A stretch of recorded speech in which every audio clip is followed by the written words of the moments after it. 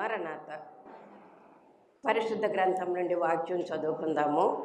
పరమగీత గ్రంథము 5వ అధ్యాయము 9వ వచనము 10వ వచనం కూడా చదవాలి. 9, 10 పరమగీత గ్రంథము 5, 9.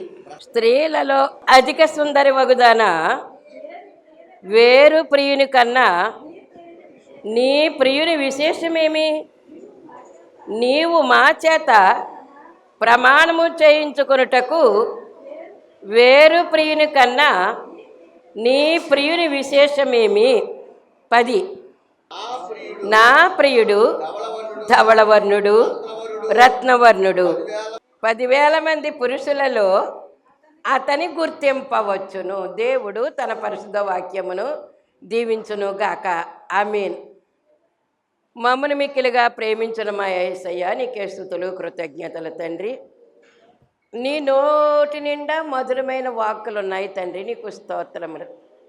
ఈ మధురమైనటువంటి వాక్కుల కొరకు ఎదురు చూడటానికి వచ్చినటువంటి మా జీవితాలను మధురముగా మార్చడానికి మా మధ్యకు మీరు వచ్చినందుకు మీకు స్తుతులు కృతజ్ఞతలు తండ్రి.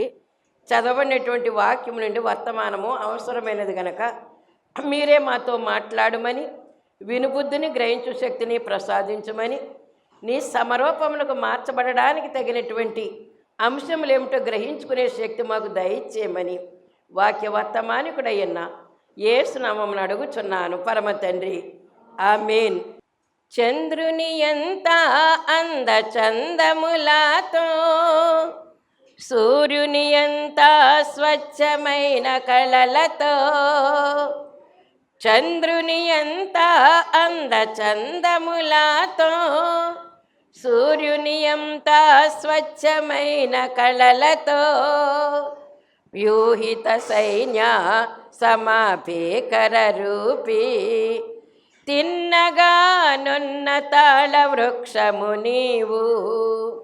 వ్యూహిత సైన్య సమభీకర రూపీ, తిన్నగానున్న తాళ వృక్షము నీవు. నిత్య పెళ్ళి కూతురువు నీవు, నాకిష్టమైన దానవు నీవు. నా సన్నిధి జ్ఞానేశ్వరివి నీవు, నా వాక్య ప్రకటనాధారి నీవు. దేవుని నామమున స్తోత్రుని. మీ అందరికీ నా మరణాత. నిత్య పెళ్లి కూతురులుగా తయారవడానికి దేవుడు మనకి ఇచ్చినటువంటి గొప్ప అవకాశము. నిత్యము దేవుని యొక్క వాక్యం వినడానికి ఎంత గొప్ప అవకాశం అంటే మామూలు అవకాశం కాదు. కనుక ఇప్పుడు చదువుకున్నటువంటి వాక్యము ఏ గ్రంథంలోనిది? మరి చదువుకున్నటువంటి వాక్యము మరొక్కసారి చదవండి. మనం 9వ వచనం చదవండి. స్త్రీలలో అధిక సుందరి వగుదానా వేరు ప్రియుని కన్నా నీ ప్రియుని విశేషమేమి? నీవు మా చేత ప్రమాణము చేయించుకొనుటకు వేరు ప్రియుని కన్నా నీ ప్రియుని విశేషమేమి? 10 తర్వాత చదువుకుందాం. 10వ వచనము దేవుని కృపను బట్టి. అంటే 9వ వచనంలోనేమో ప్రశ్నలు ఉన్నాయి, 10వ వచనంలోనేమో సమాధానం ఉంది. ప్రశ్న సమాధానము 9, 10 వచనాల్లో ఉన్నాయి కాబట్టి మనము 9వ వచనం నుంచి మొదలు పెట్టుకుంటున్నాం. ఇప్పుడు దేవుని యొక్క మాటలు చెప్పుకోవడానికి ఏమనుందంటే అధిక సుందరి. సుందరి, అధిక సుందరి అంటే ఏది ఎక్కువ? సుందరి ఎక్కువ, అధిక సుందరి ఎక్కువ? అధిక సుందరే ఎక్కువ. కనుక సుందరి అనేటటువంటి స్త్రీలు ఉన్నారు, సుందరమైనటువంటి వారు. సుందరమైనటువంటి వారిలో ఇంకా అధికమైనటువంటి సుందరత్వము ఈ పెండ్లి కుమార్తెకు ఉన్నదని దేవుడే సంబోధిస్తూ ఉన్నారు. స్త్రీలలో, స్త్రీలంటే ఎవరు? సుందరులే. ఏ ఆడపిల్లను చూసినప్పుడు కూడా ఆ కట్టుబొట్టు తీరి చూసేసరికి ఎంత అందం లేకపోయినప్పటికీ కూడా ఆ కట్టుబొట్టు తీరి పెండ్లి కుమార్తెగా తయారయ్యేటప్పటికీ ఆ అమ్మాయికి ఎంత అందం వచ్చేస్తుందో తయారయ్యేసరికి. కనుక చూడముచ్చటగా ఉన్నది అని అంటాం మనం. పెళ్ళికూతురు చేశారంట అని చూస్తాం, అక్షంతలు వేస్తాం, వచ్చేస్తాం. వచ్చేసిన తర్వాత చెప్పుకుంటాం ఏమనంటే మంచి కళ వచ్చింది ఆ పిల్లకని. అంత క్రితం చూసిన పిల్లే, మన పక్కింటి పిల్లే, మనం ఎరిగినటువంటి పిల్లే. కానీ పెండ్లి కుమార్తెను చేసి ఆమెను కూర్చోబెట్టిన తర్వాత పెద్దలందరూ వెళ్ళి దీవించడానికి వెళ్ళి, మరి కావలసిన వారు వస్తారు, అనుకున్న వాళ్ళు వస్తారు, అనుకున్న వారు కూడా అక్కడికి వచ్చి చూస్తారనమాట అండి. ఆ పిల్లని గురించి ఏమనుకుంటామంటే ఎంత కళ వచ్చింది. ఆ కళని ఏమంటారో తెలుసా? పెండ్లి కళ. పెండ్లి కూతురికి కళ రావాలంటండి. కొంతమందిని చూసి కూడా కొంతమంది ఏమంటారు తెలుసండి, ఎంత విలువైన వస్తువులు వేశారో, పిల్ల ముఖం మాత్రం ఏమాత్రమో కళ లేదు. కనుక ఈ కళ పెండ్లి కళ కాబట్టి కళకి ఇంకొక పేరు ఉందండి, దైవ కళ అన్నారండి. దేవుని యొక్క కళ ఎప్పుడైతే వచ్చిందో అసలైనటువంటి ఈ కళకి దానికి ఏమవుతుందంటే దైవ కళ జోడించబడాలన్నమాట అండి. అప్పుడే ఏమవుతుందంటే జీవ కళ వస్తుందటండి. కళలు ఎన్ని చెప్పాను, చాలా కళలు ఉంటే ఉండొచ్చు, కానీ ఇప్పుడు ప్రస్తుతానికి 3 కళలు చెప్తున్నాను ఇప్పుడు మీకు నేను. ఏంటి అసలైనటువంటి సహజ సౌందర్యము. సహజంగా పుట్టినప్పుడే దేవుడు సహజంగా మనకి అందాన్ని ఇచ్చేస్తాడు. మనకంటే నాకు కాదనుకోండి, అందంగా ఉన్నటువంటి వారికి నేను చెప్తున్నాను అనమాట అండి. కనుక దేవుని యొక్క మహాకృపను బట్టి ఆ పిల్ల ఇంకోటి ఓ టీచర్ గారు ఉండేవారు మేము జాబ్ చేసినప్పుడు. ఆవిడ మొట్టమొదట ఎవరైనా జాయిన్ అయ్యారంటే కనుక ఎన్ని పేర్లో పెట్టేవారు ఆవిడికి. ఆ మగాళ్ళకైనా సరే ఆడవాళ్ళకైనా సరే పేర్లు పెడతానే ఉండేవారు. ఆ తర్వాత ఇదేం టీచర్ ఏమండి అనేది చూడగానే. ఆ తర్వాత కొన్నాళ్ళు అయ్యేసరికి ఏమని తెలుసా ఆవిడ గురించి, ఏమండి అలవాట్లోనండి కళ వచ్చేసిందండి ఆవిడకి అనేది, అలవాట్లో అందం వచ్చేసిందండి అనేది. కనుక ఒక్కొక్కరి గురించి ఒక్కొక్కరు ఒక రకమైన అభిప్రాయాన్ని మనకి తెలియచేస్తూ ఉంటారు. అలవాటు చేసుకుంటే ఏమవుతుందంటండి, అందం వస్తుందంటండి. మన పిల్లలు మనకు అందం కాకపోయినా మనం అలవాటు చేసి, మన పిల్లలు మన రక్తం మన శరీరం కాబట్టి మనకేమొస్తుందండి, ముచ్చట. కాకి పిల్ల కాకి ముద్దు, కానీ మన పిల్లలు మనకు ముద్దు. వాళ్ళు బాగుపోయినా వాళ్ళ యొక్క కళ ఏంటో మనకు తెలుసు. కనుక ఇక్కడ అధిక సుందరి అన్నారండి. స్త్రీలే అందంగా ఉంటారా, వాళ్ళు సుందరంగా ఉంటారా? మూడోది ఏంటంటే అధిక సుందరి వగుదానా అని దేవుడు సంబోధిస్తూ ఉన్నాడండి. ఎప్పుడు వస్తుందో తెలుసా అండి, చెప్పిన మాట వింటే కనుక ఆమె అందంగా ఉన్న అందంగా లేకపోయినప్పటికీ కూడా మనం ఏం చేస్తాం, ముచ్చట పడిపోతాం అన్నమాట. నా ఎమ్మే, నా బంగారు తల్లి, చేయమన్నా పని చేసి పెట్టావమ్మా అంటాం. అప్పుడు అందం కాదు కావలసినటువంటిది. ఏమి లెక్క వస్తుంది, చెప్పిన పనిని చెప్పిన వెంటనే చేసేటటువంటి పరిస్థితి ఎప్పుడైతే వచ్చిందో అందము వస్తుందటండి. అందుకే మన పనుల వల్ల అలంకారం వస్తుంది తప్ప మన యొక్క శరీర రూపము కాదని మనము అర్థం చేసుకోవలసినటువంటి వారమై ఉన్నాం. ఇప్పుడు ఇది ఏ గ్రంథంలో ఇదని చెప్పుకున్నాం మనము, ఈ యొక్క వాక్యము పరమగీతం. పరమగీతంలో ఎన్ని అధ్యాయాలు ఉంటున్నాయి? ఎన్నండి? 8, 9, 10? మళ్ళీ డౌట్ వచ్చేస్తుంది మీకు. 8 ఖచ్చితంగా చెప్పండి. ఎన్ని ఉంటాయండి? 8 వచ్చిన అధ్యాయాలు ఉంటాయండి. కనుక ఈ అధ్యాయాలు మనం చూసినట్లయితే కనుక మొట్టమొదటి ప్రేమ, మధ్యలో ప్రేమ, చివరిలో ప్రేమ, ఏ ప్రేమ ఉన్నది దీనికి అనేటటువంటి మాట మనం చెప్పుకుంటే కనుక మొదలుపెట్టింది మొదలుకొని అత్యధికమవుతుందటండి. ఇది మొదట్లో 30 ప్రేమ, మధ్యలోకి వచ్చేసరికి 60 ప్రేమ, చివరికి వచ్చేసరికి 100 ప్రేమ. కనుక వృద్ధాప్యం వచ్చినప్పుడు కూడా అందంగా ఉంటారటండి చాలామంది, అవునా కదా? వృద్ధాప్యం వచ్చినా కూడా అందం పోదటండి. వృద్ధాప్యం వచ్చినప్పుడు కూడా కళ పోదటండి. ఆ కళ తగ్గదని చెప్తున్నారనమాట అండి. కళ తగ్గనటువంటి పెండ్లి కుమార్తెలుగా మనము దేవుని యొక్క సన్నిధిలో ఉండవలసినటువంటి వారమైన. ఇది ఎవరు రాశారని చెప్పుకున్నాం మనము? ఈ పరమగీతం ఎవరు రాశారండి? సొలొమోను మహారాజు రాశారండి. జ్ఞాని అయినటువంటి సొలొమోను గారు రాశారండి. ఆయనకున్నటువంటి జ్ఞానం అంతకు ముందు ఏ రాజులకి లేదట, ఆ తర్వాత కూడా ఏ రాజుకి కూడా అంత జ్ఞానం లేదు. ఎలా వచ్చింది ఆ జ్ఞానము? ప్రభువుని అడిగారండి. ఇంతమంది సామ్రాజ్యాన్ని నా చేతికి నువ్వు అప్పచెప్పావు ప్రభువా, వీళ్ళని పరిపాలించడానికి తగినటువంటి జ్ఞానము నాకు కావాలని దేవుణ్ణి ప్రార్థన చేసి అడిగాడండి.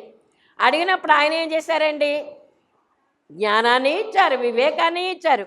దాంతోపాటు నువ్వు ఐశ్వర్యాన్ని అడగలేదు, శత్రువుల ప్రాణాన్ని కూడా నువ్వు అడగలేదు. నువ్వు అడిగినటువంటి జ్ఞానము వివేకముతో పాటు ఐశ్వర్యం కూడా నీకు ఇస్తున్నాను. రెండోది ఏంటి?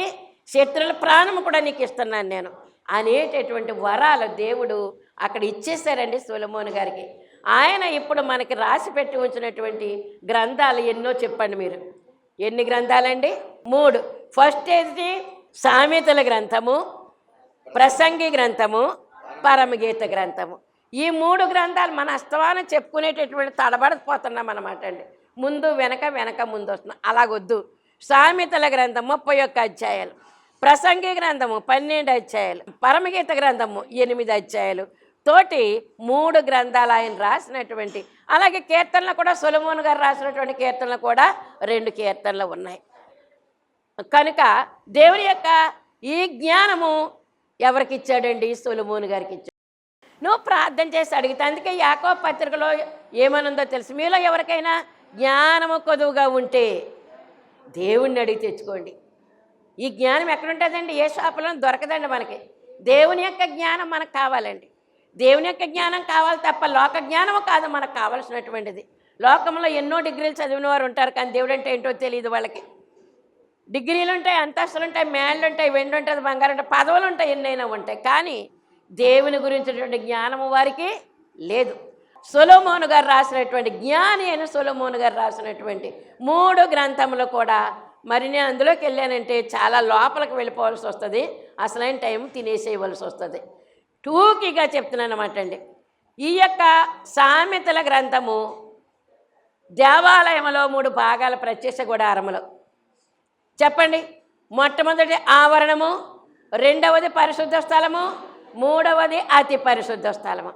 ఇప్పుడు ఈయన రాసినటువంటి గ్రంథాలు కూడా 3 గ్రంథాలు.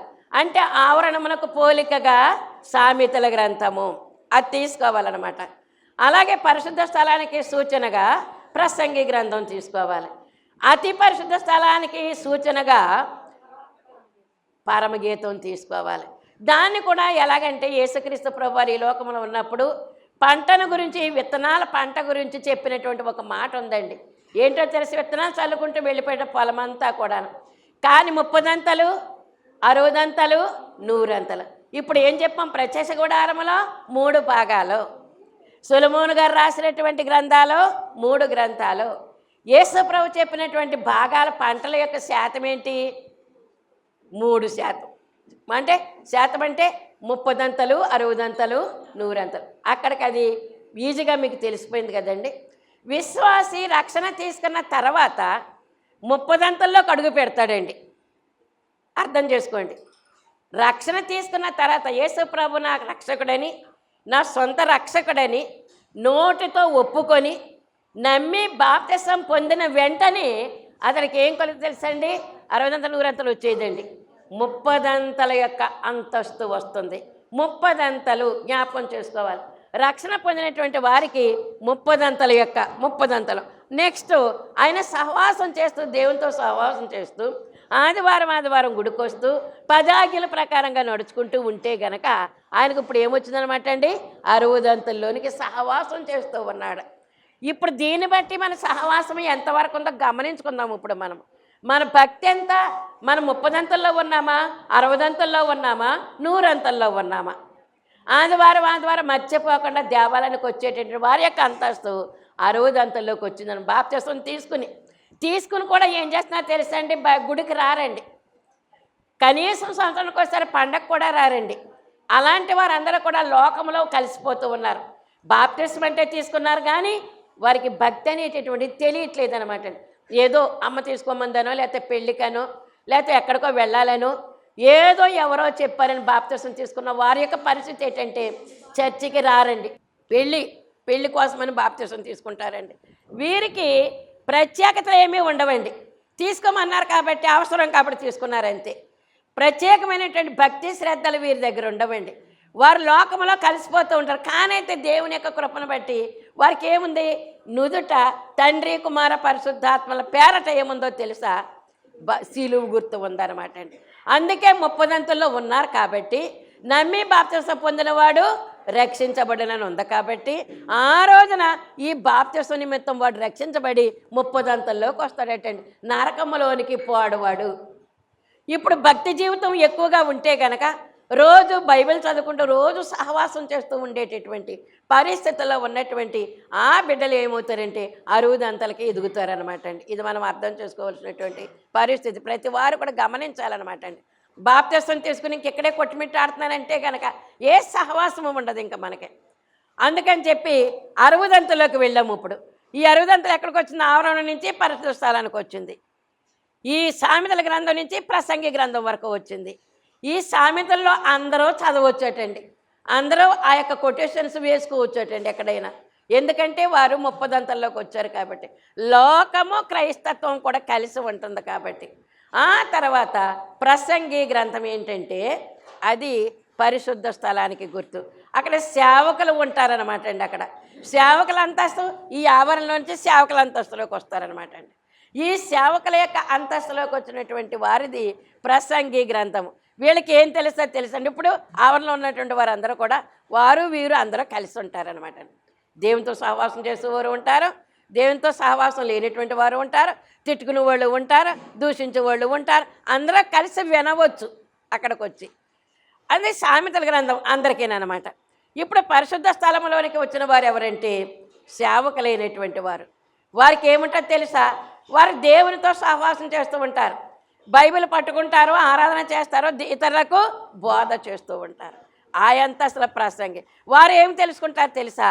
లోకమంతా వ్యర్థము, సూర్యుని కింద జరిగేటంతటిది కూడా వ్యర్థము వ్యర్థము వ్యర్థమని ఆ స్టెప్ నుంచి ఈ స్టెప్కి వస్తారనమాట అండి.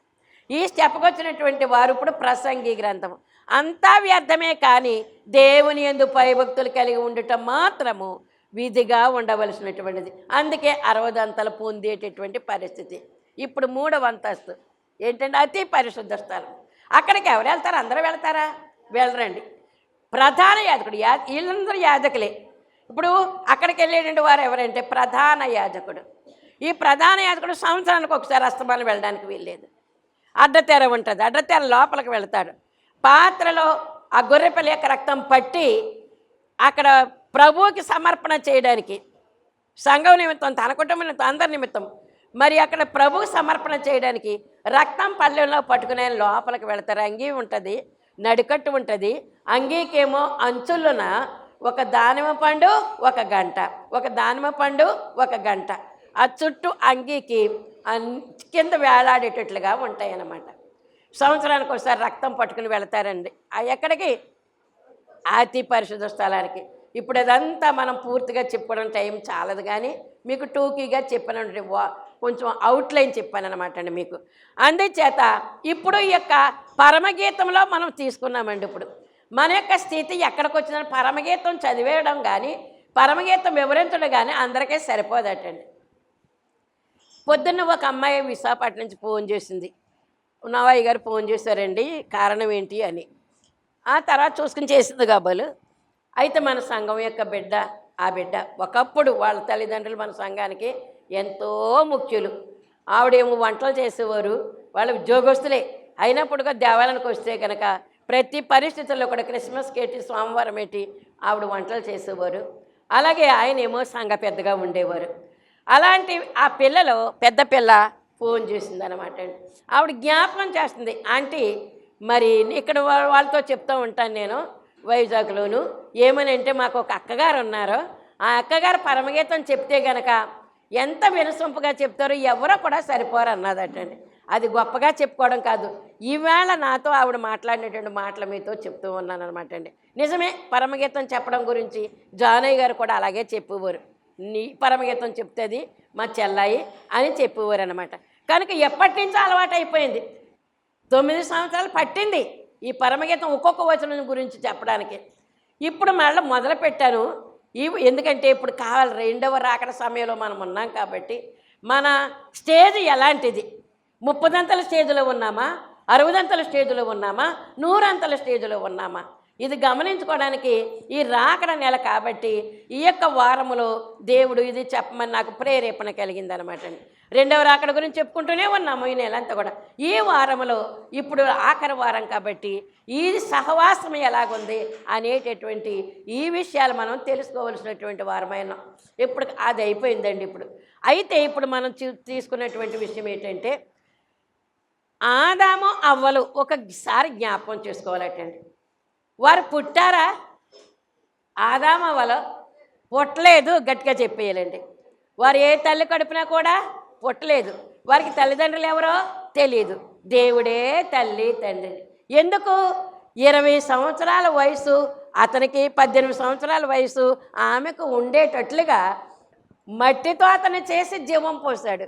అతనిలో నుంచే తీసినటువంటి అవ్వమ్మ. అది గుర్తు చేసుకోవాలన్నమాట అండి.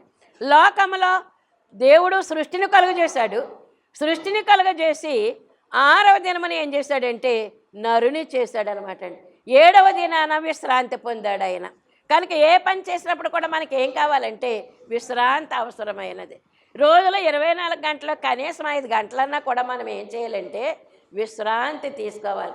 విశ్రాంతి తీసుకోకపోతే కనుక ఈ శరీరం అనేటువంటి మర అరిగిపోతుంది అనమాట. విశ్రాంతి ఉండదు. విశ్రాంతి లేకపోతే 10 రోజులకి చచ్చిపోవాల్సింది అప్పటికప్పుడే చచ్చిపోయేటువంటి పరిస్థితులు అన్నమాట. విశ్రాంతి అవసరమైంది. అయితే దేవుని యొక్క బిడ్డలకు విశ్రాంతి ఉండొచ్చా? అది కూడా ఉందండి. విశ్రాంతి తీసుకుంటూనే ఉండాలి. ఇంకోటి ఏంటి? దేవునిలో ఉంటూనే ఉండాలి.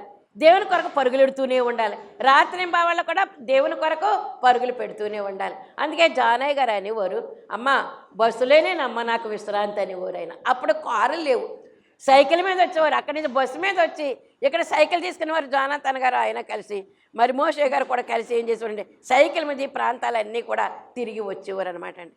సైకిల్ మీద తిరిగినటువంటి జానయ్య గారు, అప్పుడు బస్సుల్లో తిరిగేటువంటి జానయ్య గారు ఆ తర్వాత దేవుడు ఎంతో అభివృద్ధిలోనికి తీసుకుని వచ్చారు. ఇంతగా ఆయన ఏమనేవారంటే, నాకు విశ్రాంతి ఇంట్లో ఉండదమ్మా. రాత్రనక పగలనక నేను ఎక్కడ తిరుగుతున్నాను? సంఘాల్లో తిరుగుతున్నాను, ప్రసంగాలు చేస్తూ ఉన్నాను. అంచేత బస్సు ఎక్కిన తర్వాతే నాకు రెస్ట్ కలుగుతుందమ్మా అని చెప్పేవారు. ఇంకా ఏలూరు సామేలయ్య గారు ఒక ఆయన ఉండేవారండి. ఆయన కూడా ప్రెసిడెంట్ చేశారు. తెలుసా మీకు ఎవరికైనాను? ఏలూరు సామేలయ్య గారు, జి సామేలయ్య గారు అనేవారు. ఎస్ సామేలయ్య గారు ఒక ఆయన ఉండేవారు, జి సామేలయ్య గారు ఒక ఆయన ఉండేవారు. జి సామేలయ్య గారు కూడా మన దగ్గరకు వస్తూ ఉండేవారు. సభలకి వారే వస్తూ ఉండేవారు. ఈ పెద్దలైనటువంటి వారు ఏం చేసేవారు తెలుసండి? కనుక ఈరోజు ఆయన వస్తారు, ఈరోజు ఆయన వస్తారు అంటున్నారు. కానీ వారైతే కనుక ముందే వచ్చేసేవారండి. 3 రోజులు ఉండేవారండి పెద్దలైనటువంటి వారు అందరూ కూడా. కనుక జి సామేలయ్య గారు ఏమన్నారు తెలుసా? ఆ కాలంలో 7 లక్షలు ఎట్టి గృహం కట్టుకున్నారండి. దేవాలయం కట్టేశారు, ఆ తర్వాత గృహం కట్టుకున్నారండి. అమ్మ ఒక్క రాత్రి కూడా నేను నిద్ర చేయలేదమ్మా. కొత్త ఇంట్లోనూ ఇల్లు కట్టుకున్నారే కానీ ఏం చేయలేదు, ఒక్క రాత్రి కూడా నేను నిద్ర చేయలేదమ్మా. ఏ రాత్రి పగల కూడా ప్రయాణాలే, ప్రసంగాలే, ఆ కోటాలు ఈ కోటాలు. ఒక్కసారి కూడా నేను ఆ మంచం మీద కానీ ఇంట్లో కానీ నిద్రపోలేదమ్మా అని చెప్పేవారు. ఆ ఇల్లు కట్టుకున్నటువంటి కొత్తలో చెప్పినటువంటి మాటలు అన్నమాట అండి. అంటే నేను ఎందుకు చెప్తున్నానంటే, భార్యలు ఉన్నవారు భార్యలు లేనట్టు ఉండాలంట. కొరింథీ పత్రికలో రాయబడింది. అంటే ఏంటి? కొనుక్కున్నవాడు ఇది నాది కాదు అనుకోవాలంటండి. ఏదైనా వస్తువు కొనుక్కున్నవాడు ఇది నాది కాదు. నిజమే, కొన్నాళ్ళే ఉంటుంది మన దగ్గర. అది ఈ కొనుక్కున్న దాని మీదే మనసు పెట్టుకుని ఉండకూడదటండి. కొనుక్కున్నవాడు ఏ వస్తువును కొనుక్కున్నప్పటికైనా, నువ్వు నెక్లెస్ కొనుక్కున్నావా, ఇల్లు కొనుక్కున్నావా, ఏం కొనుక్కున్నావు, అది కొంతకాలమే నీ దగ్గర ఉంటుంది. కనుక ఇది నాది కాదు అని అనుకుంటేనే మనం ముందుకు వెళ్ళగలుగుతాం అన్నమాట. ఇది నాది కాదు. అలాగా దేవుని యొక్క బిడ్డలకి ఇది నాది అనేటువంటి మాట ఉండదండి. ఎక్కడికి వెళ్తే ఆ ఇల్లే వాళ్ళది, ఎక్కడికి వెళ్తే ఆ కుటుంబీకులే వాళ్ళకి అన్నలో చెల్లెళ్ళును. నా కొరకు అన్నదమ్ములు విడిచిపెట్టి వస్తారా, తల్లిదండ్రులు విడిచిపెట్టి వస్తారా? ఇదిగో పరలోక రాజ్యంలో మీకు అంతస్తు, నాతో పాటు సింహాసనం మీద కూర్చోడానికి మీకు అంతస్తు. ప్రభా మరి ఏంటి నిత్యజీవం అంటున్నాం, మాకు ఏం దొరుకుతుందంటే ఉంటుందయ్యా. మీకు ఏముంటుంది తెలుసా? నిత్యజీవం అలా పెట్టు, నాతో పాటు సింహాసనం కూర్చుంటారు. మీరు నాతో ఉంటున్నారు కాబట్టి నాతో పాటు భోజన పంక్తిలో కూర్చుంటారు మీరు. ఇంతకంటే ఏం కావాలి? దీంతో పాటు నిత్య జీవము కూడా మీకు నేను అనుగ్రహిస్తున్నానని చెప్పినటువంటి మాట మనం జ్ఞాపకం చేసుకోవాలి. దేవునితో సహవాసం చేసినటువంటి మనకి ఏం లేదని మాత్రం మీరు అనుకోవద్దు. మీ పాదములు సుందరములై ఉన్నవి. మీ పాదాలు ఏమై ఉన్నాయండి? సుందరములై ఉన్నాయి. ఎక్కడటండి? పర్వతాల మీద సుందరముగా కనిపిస్తున్నాయటండి. దేవుని సువార్త చేత పట్టుకుని అటు ఆ ఊరు ఈ ఊరు తిరుగుతున్నటువంటి మీ పాదములు ఎంతో సుందరమైనవి. కనుక సుందరమైనటువంటి పాదములు ఈ యొక్క ఆదాములో నుంచి అవ్వమ్మను తీసుకొచ్చాడంటండి. అప్పటి వరకు కూడా సృష్టించేశాడు. కోడి, కుక్క, నక్క, ఆవు, దున్నపోతు, ఇలాంటివన్నీ కూడా, చీమ, దోమ, ఈగ, ఇవన్నీ కూడా పేర్లు పెట్టాడటండి. ఎవరు చెప్పాలి? గట్టిగా చెప్పాలండి. ఆదాము గారి పేరు, ఆదాము గారితో పేర్లు పెట్టించాడు అనమాట అండి. అప్పుడు అన్నీ కూడా ఎలాగొచ్చాయి తెలుసు, జతల జతలుగా వచ్చాయటండి. ఆదాము గారి దగ్గరికి పేర్లు పెట్టడానికి రండి అని అంటే జతలు జతలుగా వచ్చేయటండి. పెట్ట పుంజు అలాగైందండి. ఆడ మగ జతలుగా వస్తే వాటికి పేరు ఆనాడు పెట్టినటువంటి పేర్లు వచ్చేసేయండి. అయిపోయిన తర్వాత అన్నీ అయిపోయి జీవరాశులన్నీ కూడా పేర్లు పెట్టేశాడు. ఇప్పుడు తనకు జత లేదు, ఆలోచన పుట్టించాడటండి. దేవుడు ఈ పేర్లు పెట్టడానికి ఆదాము దగ్గరికి ఎందుకు పంపించాడో తెలుసా? ఆలోచన రావాలంటండి. ఏం ఆలోచన? నాకేది జత అనే ఆలోచన అనమాట అండి. ఉద్యోగం చేసుకోవాలని ఆలోచన రావాలి, పని చేసుకోవాలని ఆలోచన రావాలి. ఎవరో కూడా నీకు ఇన్ని ఏళ్ళు వచ్చాయి, నువ్వు ఏ డ్యూటీ చెయ్యవా అని అడగరు నిన్ను ఎవరో కూడా. నీకు నువ్వే తెలుసుకోవాలి. ప్రభువా నీకు వందనములు, స్తుతులు, కృతజ్ఞతలు తండ్రి. అధిక సుందరత్వముల గురించి మేము చెప్పుకుంటూ ఉన్నాం ప్రభువా. నీ ప్రియుని యొక్క విశేషం ఏంటని అడిగారు మిగిలినటువంటి స్త్రీలు. ఆ వివరణ చెప్తూ ఉన్నారు తండ్రి. వివరమంతా కూడా మేము చెప్పుకోవడానికి, దాన్ని బట్టి మేము అధిక సుందరత్వంలోనికి రావడానికి అవకాశం కలిగించమని అతి శీఘ్రకాలంలో పెండ్లి కుమారుడిగా మా కొరకు రానయ్యన్న యేసు అతి పరిశుద్ధ నామమున మిక్కిలి వినముతో బ్రతిమలాడి వేడుకొంచున్నాం పరమ తండ్రి. ఆమేన్. మరణాత. దేవుడు మనల్ని దీవించునుగాక.